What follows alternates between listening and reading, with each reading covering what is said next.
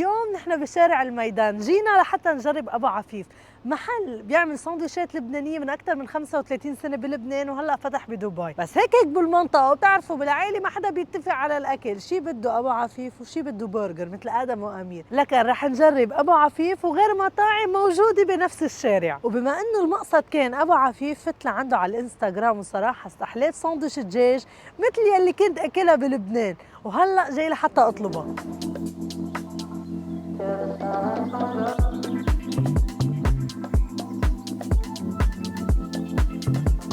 موجود بالمنيو سندويشات، برجرز، فرايز، وكمان عنده اشياء لحتى تتحلوا مثل النوتيلا ونيتيلا وحلاوه، وكمان عنده اكيد مشروبات، يعني بهالطقس اكيد. القعده عباره عن طاولتين جوا مع بار وراكم، وفيكم كمان تقعدوا برا، بس هلا بالصيف ما بنصحكم، يعني بدكم تيجوا تقعدوا جوا. منيو السندويشات محدوده، بس في عنده قصص ذكرتني بلبنان، مثل مثلا يلي طلبناها جارليك تشيكن، دجاج مع الثوم، وعنده كمان التشيكن ساب، وعنده الفرانسيسكو، وعنده الاسكالوب، هول كلهم بذكرونا بلبنان. مثل ما كلنا بنعمل، بنفوت بنشوف الريفيوز على جوجل وبنشوف المطعم شو بتقولوا عنه وبتنقسم الاراء نصين، كرمال هيك نحن جينا لنشوف نحن اليوم مع مين رح نصف. بالنسبه لسعر الساندويش 25 درهم. خلينا نفتح ونشوف شو في من جوا.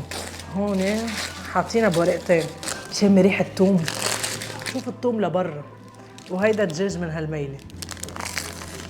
هيدي القرشة اللي كنت بدي اسمعها بساندويش الدجاج، خليني اخذ كاتشي تاني. 3 مكونات بهالساندويش الدجاج، دجاج ابيض نظيف، طعمة الثوم اللبناني، وهيدي اهم شيء بالساندويش لما بنقولوا عنا لبنانية، يكون الثوم مزبوط على الاصول. قرشة الكبيس، هيدي هي مكوناتها لساندويش الدجاج مع ثوم عند ابو عفيف، مع الخبزة يلي بتقرش، وسعرها 25 درهم. انتوا قولوا لي رايكم، مجربينها قبل؟ واهم شيء لما تكونوا طالبين ساندويش دجاج يعني سفين، اهم شيء تتوقعوا انها ما تكون ناشفه لحتى تنبسطوا فيها. في سندويشات ما طيبه تنعمل الا بالخبز العربي مثل الشاورما وغيرها، بس هون الدجاج الخبز كان مناسب. هيدا المحل اسمه يلي جوزي ما بحب يعمله كات انهاف، وبقولوا عنده اطيب برجر بالمنطقه، لهيك تشجعنا ورح نفوت نجرب عنده، بس ليه بقصها بالنص ما بنعرف. على فكره شكله كله بيطلب هون. هاي هاو ار يو. لكن اسم المحل قط انهاف لثلاث اسباب، السبب الاول انه بتاكلوه وما بتتل الدنيا، السبب الثاني اللي امير ما بحب يعمله انه نقسم الشغله بالنص بتكون اسهل لتعملوا شيرنج، السبب الثالث لحتى ما تتلوا الدنيا. شكله كله بيسال هالسؤال، اخر شيء طفشوا من هالسؤال وحطوه على الحيط. حاجي اسخن بالمنطقه، بس يجي على بالي اكل لبناني بروح عند ابو عفيف، وبس يجي على بالي برجرز ادم وامير، بتعرفوا مثل ما قلت لكم ما بنتفق على الاكل نجي لهون، وعبالنا مطعم ثالث شو نناقش. هيك نكون امنا ترويقه غدا عشاء. طلبت الاكثر مبيعا عندهم لشوف ليه الريفيوز متفقين عليه. ثانك يو. جلوفز، اي والله بدها نلبس ادوات الجريمه والتخبيص. وصلت ذا سيجنتشر، واصمينها بالنص مثل ما قلتوا ليكوا المنظر. دبل باتي، دبل تشيز، دبل باتي عم يعصروا عصر بالتم، منا ناشفه ابدا، الصوص اللي بقلبها حلوه وبنفس الوقت فيها لسعه حر، دبل تشيز، تعالوا شوفوا. واهم شيء معموله بالبوتيتو بون، يعني من هلا بوافقكم الراي. عم تصحى زحط هالبرجر بالتم، على قد ما جوسي وعلى قد ما طعماتها متناس او لابقه لبعضها، في اشياء معموله لتنبسطوا فيها، وبالنسبه لسعرها 55 درهم. وهلا ما في علي دليل اني اكلت شيء.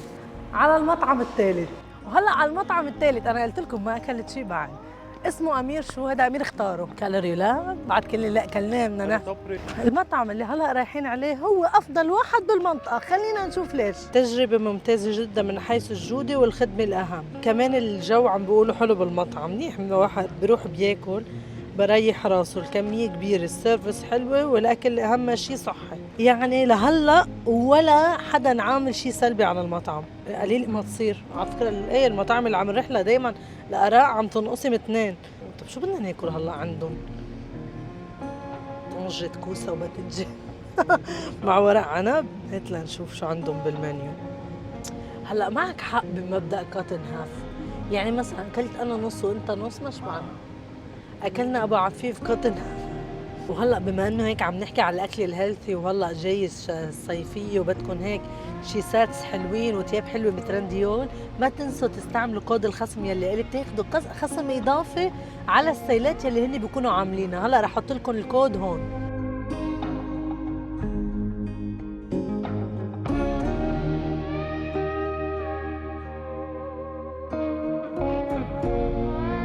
شو عندكم اكثر شيء بينطلب؟ سندويشات مثلا، هيدي شكلها بتشهي. هون البرجر، هيدي صوص شو؟ هيدي قد ايه كالوريز فيها؟ الحلو بكالوريز لاب انه بتاخذوا تفاصيل شو عم تاكلوا، يعني هيدي الوجبه فيها 233 سعره وبيعطوكم قد ايه فيها فات وما بعرف شو. هلا انا اخذت لكم الزبده يلي هي 233، حتى انا بمحل صحي عم بقول زبده. والله وعلى فكره كميتها كبيره. نصحني الشاب جربها مع الايطاليان صوص، بحط شوي على الطرف. الهيئة حنصير نجي نتغدى هون. توست محمصة فيها خضرة، كمية خضرة طيبة وفريش، البصل، الروكا، الذرة، الافوكا، الدجاج مع الجبنة البيضة السايحة مع الايطاليان صوص.